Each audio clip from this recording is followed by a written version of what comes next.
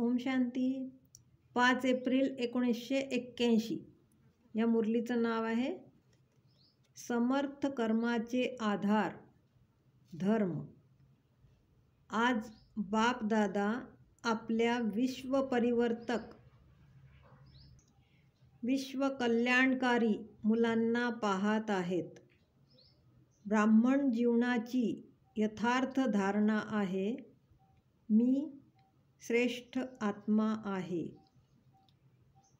मी आत्मा शांत स्वरूप, सुख स्वरूप, आनंद स्वरूप आहे. या आधाराने कर्म बदलून गेले. बाप दादा म्हणतात, तुम्ही सगळे धर्मात्मा आहात.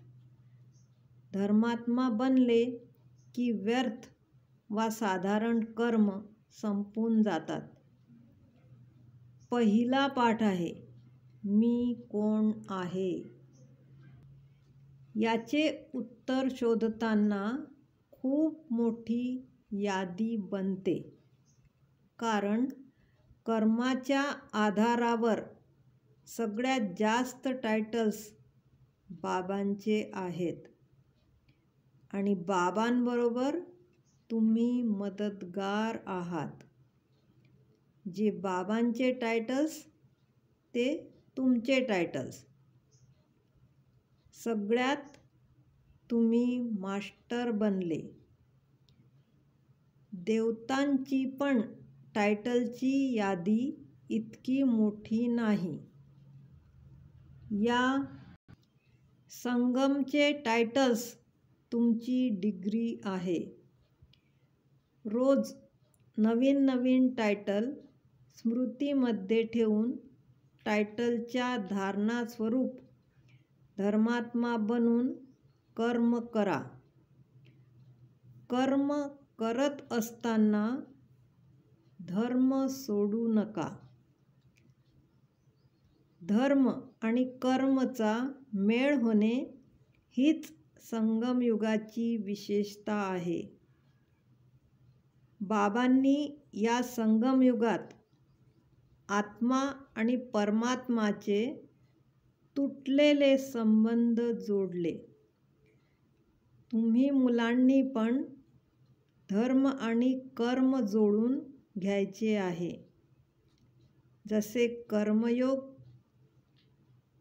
यात कर्म आणि योगचा मेळ आहे. या दोन्हीमध्ये एक सुटला तर, जसे झोक्याला 2 दोर पाहिजेत, नाहीतर झुलू शकणार नाही. किंवा एक लहान एक मोठा असा दोर असला किंवा एक तुटून गेला तरीही झुलता येणार नाही. असेच धर्म आणि कर्मच्या मेळमुळे सर्व प्राप्तीच्या झुल्यात झुलत राहा. बाप दादा म्हणतात, दुसऱ्यांना विचारतात, मी कोण आहे हे जाणता का? तसेच स्वतःलाही विचारा, मी कोण आहे. याच्याही 3 स्थिती आहेत. एक आहे जाणणे, दुसरी आहे मानणे आणि तिसरी आहे मानून त्याप्रमाणे चालणे. जाणणे यामध्ये तर सगळेच पास आहेत. मानणे यामध्येही सगळेच पास आहेत.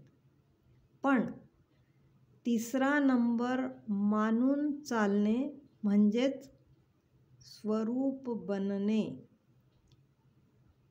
जसे बाप दादा म्हणतात, स्वदर्शन चक्रधारी हे संगमयुगाचे स्वरूप आहे.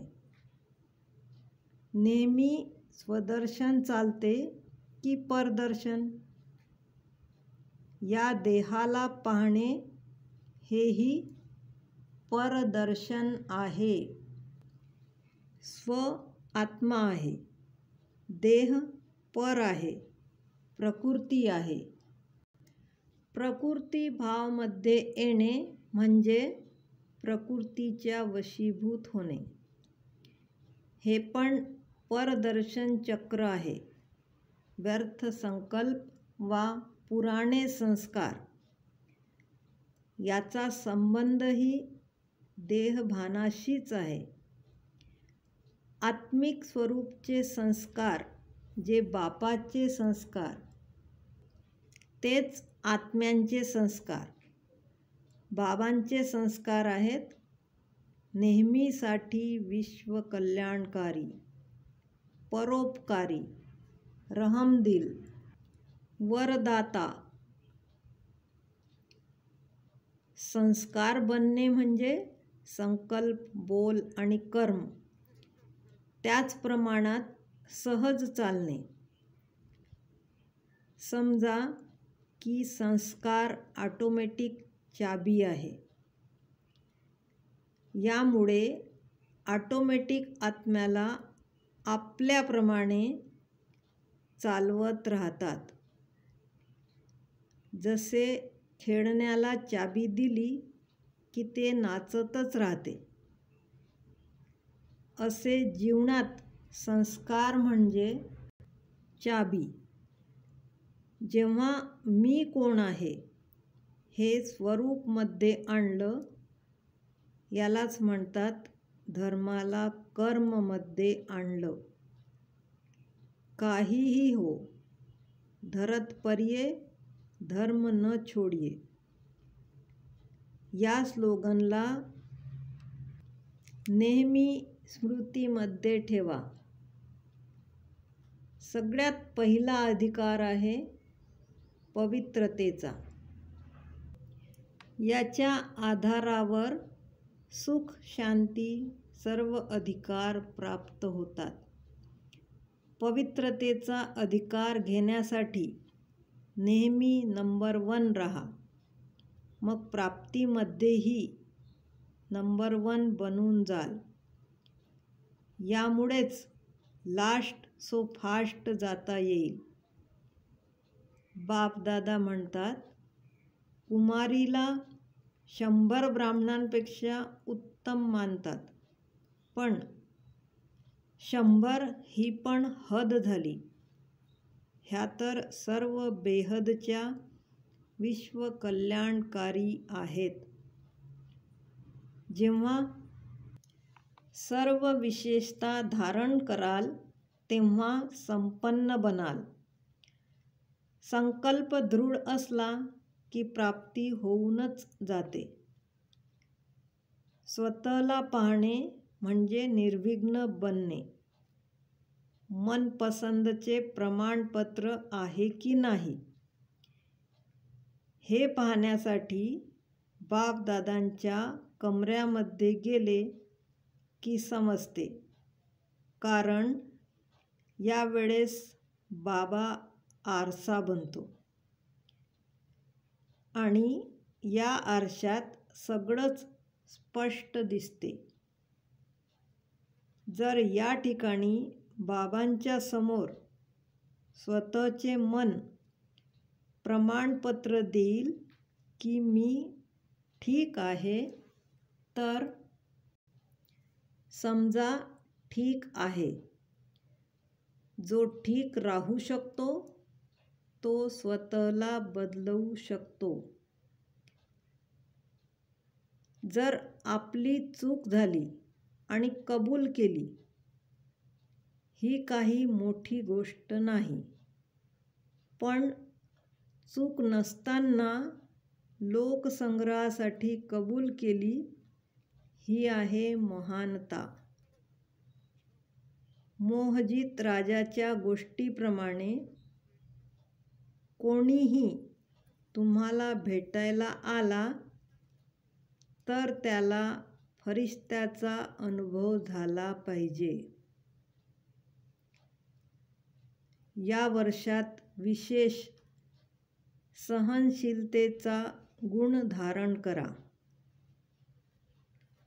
ब्रह्माबाबांनीही लहान लहान मुलांचे ऐकले, अज्ञानींचेही ऐकले, अपमान सहन केला. ब्रह्माबाबांचाही अपमान होतो, तर तुम्ही कोण आहात? भविष्यात करू असं म्हटलं की वर्तमान कमजोर होतो. बापदादा म्हणतात, नेहमी लक्ष असू द्या, कर्मातीत अवस्थेमध्ये राहायचे आहे. निमित्त मात्र. कर्म करण्यासाठी कर्मयोगी, मग कर्मातीत. यासाठी डबल लाईट बना. ट्रस्टी समजणे म्हणजे लाईट बनणे. आत्मा समजणे म्हणजे लाईट होणे. एका सेकंदात कर्मातीत, एका सेकंदात कर्मयोगी. ओम शांती.